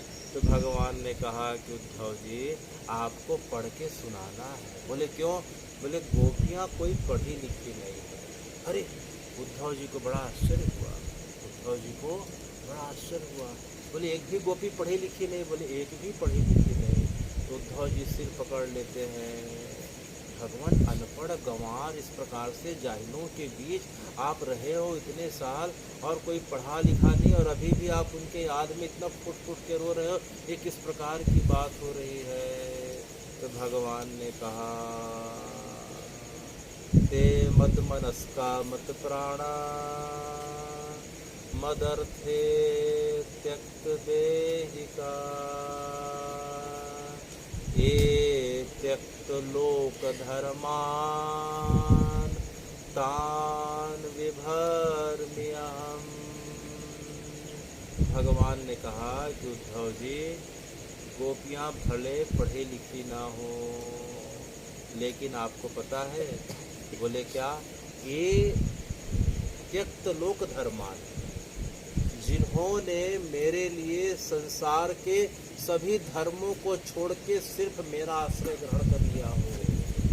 भगवान क्या कहते हैं कि जिन्होंने संसार में रहते हुए भी संसार के धर्मों को छोड़ के सिर्फ और सिर्फ एक ही धर्म का आश्रय ग्रहण कर लिया हो, वह कौन सा धर्म? हरे राम हरे कृष्णा कृष्णा कृष्णा हरे हरे, हरे कृष्णा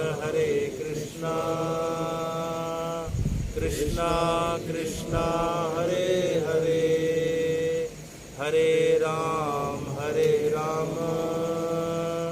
राम राम हरे हरे, हरे कृष्णा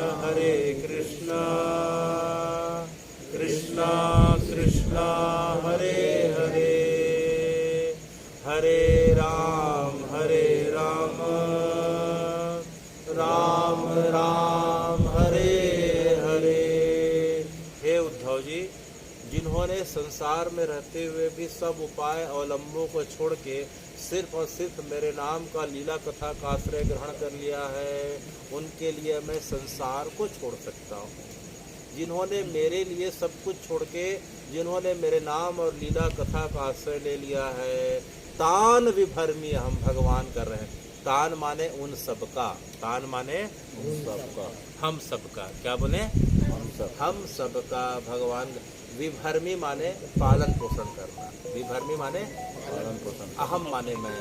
भगवान बोलते हैं ए त्यक्त लोक धर्मान, ये माने जो, त्यक्त माने छोड़ दिया, लोक धर्म माने संसार के जितने भी धर्म उपक्रम हैं, अवलंब आश्रय हैं, सबको छोड़ के हे उद्धव जी, जो सिर्फ और सिर्फ मेरे नाम का, मेरी लीला कथा और धाम का आश्रय ले लेता है, तान विभर्मी हम, उनको जो है मैं खुद जो है आगे से बढ़ के गले लगाता हूँ और उनका पालन पोषण करता हूँ। ते मद मनस्का मत प्राणा मदर्थे त्यक्त देहिका। ये गोपियाँ जिन्हें आप अनपढ़ कर रहे हैं, ते मद मनस्का, ये मेरे ही मन वाली हो गई हैं। भगवान के नाम का स्मरण करते करते अब कोई ना गोप रहा, ना कोई गोपिका रही, ना कोई नंद रहा, ना यशोदा रही, अब सब कृष्ण हो गई। क्या हो गई? कृष्ण हो गई। ते मद मनस्का मद प्राणा, अब उनके प्राण खुद के प्राण नहीं रह गए उद्धव, वे तो अब मेरी हो गई हैं। मेरे जितने सखा हैं, अब ना कोई तन सुख बचा ना मन सुख बचा, वे मुझे विरह में याद करते करते, तो हे भगवान किस प्रकार से याद करते करते, कृष्ण हे कृष्ण हे कृष्ण हे कृष्ण हे कृष्ण हे कृष्ण हे कृष्ण हे कृष्ण हे कृष्ण हे, नंद हे नंद हे नंद हे नंद हे नंद हे नंद हे नंद हे नंद हे नंद हे, राम हे राम हे राम हे राम हे राम हे राम हे, गोप हे गोप हे गोप हे गोप हे गोप हे गोप हे, कृष्ण हे कृष्ण हे कृष्ण हे, नंद हे नंद हे नंद हे। हे उद्धव जी, अब वहाँ जो है वृंदावन में ना कोई नंद है, ना यशोदा है, ना कोई राम है, ना कोई घनश्याम है, ना कोई तनसुख है, ना मनसुख है, ना कोई ललिता है, ना विशाखा है, ना कोई राधा है, ना कोई चित्रा है। अब तो सब केवल और केवल कृष्ण है कृष्ण है कृष्ण है। इसीलिए हो उद्धव जी, आप देरी मत करो। गच्छुद्धौ ब्रजम सौम्यम पितॄणामाहवा गोपीनां मदवियोगधिं मत्सन्देशै विमोचया ते मद्मनस्का मद्प्राणा मदर्थे त्यक्तदेहिका ये त्यक्तलोकधर्मान् तान् विभर्म्यहम् मयिता प्रेयसां पृष्ठे दुरस्थे गोकुलस्त्रिया धारयन्ति अतिकृच्छेण प्रायः प्राणान् कथञ्चना प्रत्यागमन संदेशरि बिल्लवो ते मदात्मिका